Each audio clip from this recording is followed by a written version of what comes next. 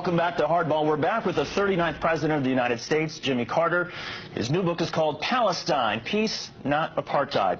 And President Carter, why did you use the word apartheid in the book's title? Well, let's look at the entire title, if you don't mind. The first word is Palestine, which involves the land that belongs to the Palestinians, not the Israelis. I didn't refer to Israel because there's no semblance of anything relating to apartheid within the nation of Israel. And I also emphasized the word not, that is peace and not apartheid. That's what I hope to accomplish with this book, is some move toward that goal. But there's no doubt that within the occupied territories, Palestinian land, that there is a horrendous example of apartheid.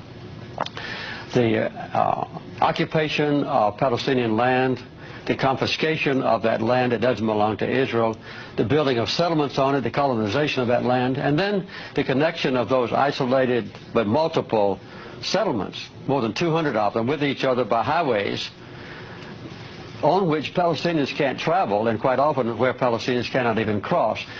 So the persecution of the Palestinians now under the occupied territories is under the occupation forces is one of the worst examples of human rights deprivation that I know.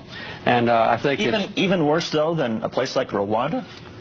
Yes, I think, yes. You mean now? Yes. I think the impression now of the Israelis, of the Palestinians by the Israelis, is worse than a situation in Africa like the oppression of Rwandans and the Civil War.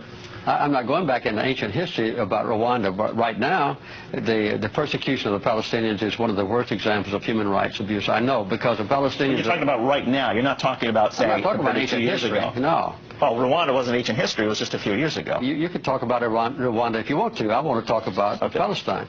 What is being done to the Palestinians now is horrendous in their own territory by the occupying powers, which is Israel. They've taken away all the basic human rights of the Palestinians, as was done in South Africa against the blacks. And I make it very plain in this book that the apartheid is not based on racism, as it was in South Africa, but it's based on the desire of a minority of Israelis to acquire land that belongs to the Palestinians and to retain that land, and then to exclude the Palestinians from their own property and subjugate them so that they can't arouse and demonstrate their disapproval of being robbed of their own property. That's what's happening in the West Bank. And the people in this country, in America, never know about this. They never discuss this. There's no debate about it. There's no criticism of Israel in this country. And in Israel, there is an intense debate about the issues in this book.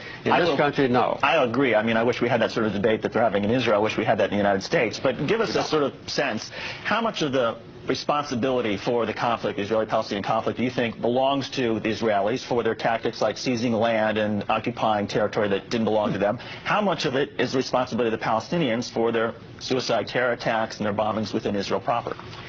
Well, as a matter of fact, the basic cause of the conflict is a sustained occupation of other people's land by the Israelis. And this is a direct violation of United Nations resolutions. It's a direct violation of the International Quartet's roadmap. It's a direct violation of the commitments that leaders of Israel have made in the past at Camp David when I was president and in Oslo, promising that Israel would withdraw from occupied territories. They have failed to do so. In response to that, and I'm not excusing them, there have been acts of violence. As a matter of fact, though, Hamas, the #1 accused persons of violence, have not committed an act of suicide bombing that caused an Israeli life now since August of 2004. And I hope that they won't do that anymore. Other participants of the Palestinian society, smaller ones, have committed some atrocities. But the loss of life in the entire occupied territories has been horrendous and has been